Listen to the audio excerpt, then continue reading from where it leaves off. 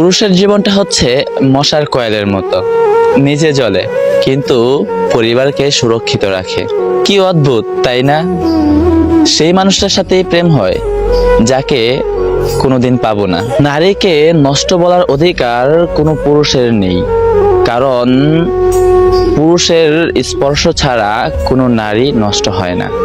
আয়নাতে যদি শরীর না দেখে মানুষের চরিত্র দেখা যেত, তাহলে সবাই তার চরিত্র ঠিক করতে ব্যস্ত থাকতো। যতই সুখে থাকো না কেন, হারিয়ে যাওয়া মানুষের কথা মনে পড়লে চোখে জল আসবেই। একদিন এক জোকারকে প্রশ্ন করেছিলাম, মুখোশ কেন পরো? অসাধারণ উত্তর পেলাম, মুখোশ সবাই পরে, জাস্ট আমারটা শুধু দেখা যায়। পৃথিবী হচ্ছে ভাড়া বাড়ির মতো, যতই সাজাও না কেন মালিকের নোটিশ এলে ঠিক ছেড়ে দিতে হবে। কাউকে বেশি ভালোবাসলে বা বেশি কাছের মনে করে গুরুত্ব দিলে তার কাছ থেকে আপনি সবচেয়ে বড় কষ্টটাই পাবেন।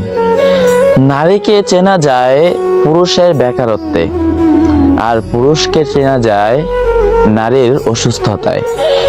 মানুষকে হুট করে চেনা যায় না, মানুষকে চিনতে হলে একটু সময় আর একটু ধৈর্য রাখতে হবে।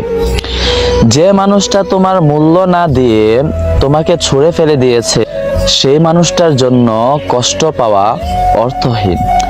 প্রিয় মানুষটা দূরে চলে গেলেই বোঝা যায় সে কতটা দরকার ছিল আমার জীবনে। অবশেষে বুঝতে পারলাম, জীবনে যাদের বেশি বিশ্বাস করেছিলাম আর ভালোবেসেছিলাম, তারাই সবচেয়ে বেশি ঠকিয়েছে আর কষ্ট দিয়েছে।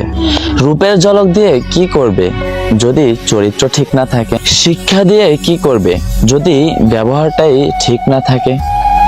একটি সুখ মানুষকে বারবার হাসাতে পারে না, কিন্তু একটি দুঃখ মানুষকে আজীবন কাঁদাতে পারে। মিথ্যা ভালোবাসার অভিনয় শুধু ভালোবাসাকে অপমান করে না, একটা সুন্দর জীবনকেও নষ্ট করে দেয়। পৃথিবীতে মাই একমাত্র ব্যক্তি যে কিনা ভোর থেকে শুরু করে রাত পর্যন্ত বিরতিহীন পরিশ্রম করে। একটা আঘাতে ভেঙে পড়ো না, কারণ আঘাত পেতে পেতেই তো একদিন ওরা মাটির মতো শক্ত হবে। চাকরিটা হয়ে গেলে বাবাকে আর কাজ করতে দেব না, এরকম স্বপ্ন বুকের মধ্যে নিয়ে বেঁচে আছে হাজারো মধ্যবিত্ত পরিবারের সন্তানেরা। ভালোবাসা আজকাল রেনের মতোই হয়ে গেছে, মানুষ তো নিয়ে যায় কিন্তু শোধ করতে ভুলে যায়।